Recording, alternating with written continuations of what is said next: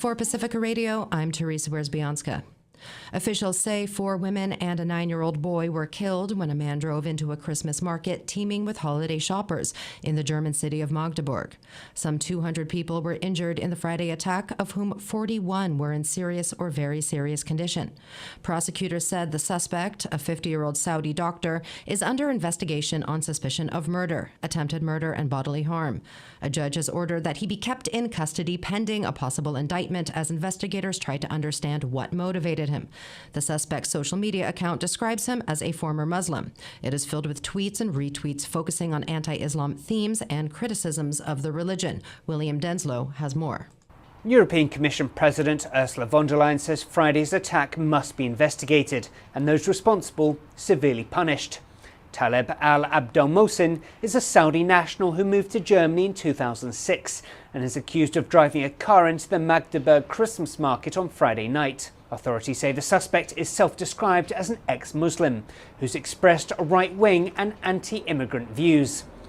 Officials say previous tip-offs about him had been taken seriously, but adds he's not known to have previously committed acts of violence. He's been charged with murder and attempted murder on Sunday. William Denslow, Brussels. Palestinian medics say Israeli airstrikes on the Gaza Strip have killed at least 20 people. One of the strikes overnight and into Monday hit a tent camp in the Muwasi area, an Israel-declared humanitarian zone, killing 8 people, including 2 children.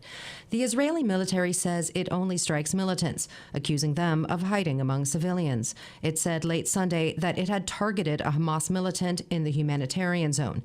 This is Dr. Hassam Abu Safia, director of Kamal Adwan Hospital.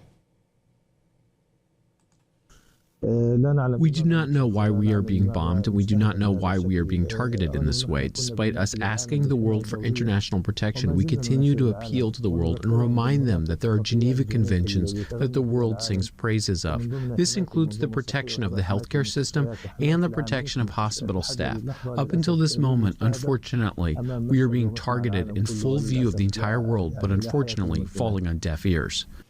Pope Francis also formally condemned the attacks on Gaza over the weekend. Cardinal Ray spoke about the war.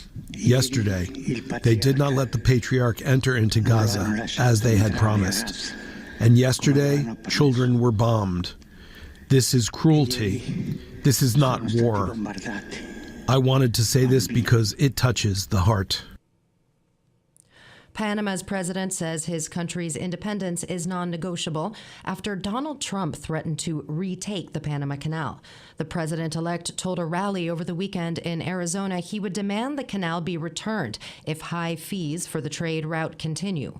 He also complained of Chinese influence over the canal's administration, which Panama's president also denied. Julie Walker has more. Donald Trump using his first major rally since winning the presidency to push for political unity while also criticizing U.S. adversaries and even some allies, singling out Panama over its canal. We're being ripped off at the Panama Canal like we're being ripped off everywhere else. He just said take it back, and that's a good idea. Trump also pledging tougher borders. We're going to be fully operational, I would say, by about 2 o'clock on the 20th.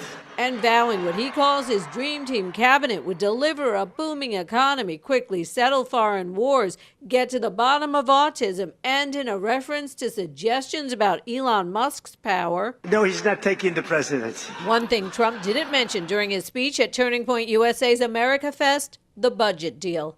I'm Julie Walker. The House Ethics Committee has concluded that former Florida Republican Congressman Matt Gaetz engaged in statutory rape involving a 17-year-old high school student who he paid for sex. A leaked version of the 37-page ethics report obtained by CBS is expected to be formally released today.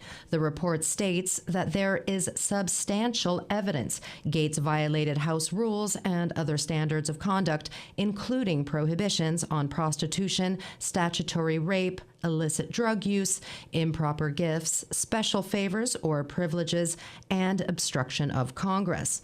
Last month, Donald Trump nominated Gaetz for Attorney General, but Gaetz withdrew from consideration following widespread public outrage. I'm Teresa Wiersbianska for Pacifica Radio.